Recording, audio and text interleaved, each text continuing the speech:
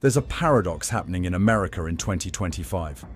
The richest country in the world, where people talk about AI and space travel, is seeing hundreds of thousands of citizens sleeping in their cars every night. It's not because they like van life or are passionate about freedom, and because they have nowhere else to go.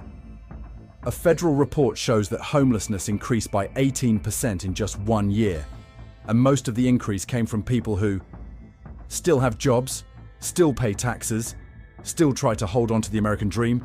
They just now live in a Ford Transit. Look around. Rent is skyrocketing. Wages are stagnant. New court rulings allow cities to fine people for sleeping outdoors. And what's the result? People drifted into the parking lot, hiding among the taillights.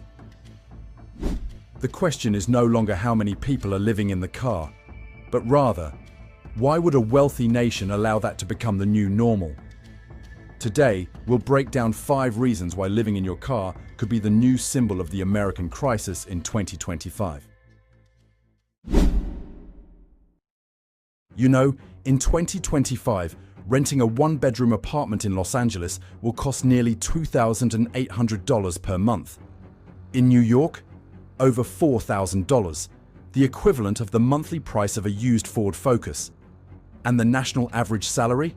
It increased by less than 4%. That means house prices are increasing 5 times faster than wages. A study by the National Alliance to End Homelessness shows that for every $100 increase in average rent, homelessness increases by 9%. And now, those who once paid taxes and owned homes are paying off their sleep debt in their own cars. The car, once a symbol of American freedom, has now become the temporary home for millions. It sounds both funny and bitter. People no longer say they work to buy a car, but rather that they have a car so they can go to work. The steering wheel, which was originally used to turn right, is now being used to avoid paying rent. Where does the real cause lie, after all?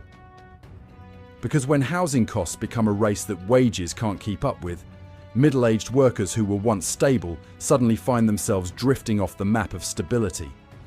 It's not that they're lazy. They still go to work, still pay taxes, and still maintain their dignity. But at the end of the month, they had to choose: pay rent or pay for the car.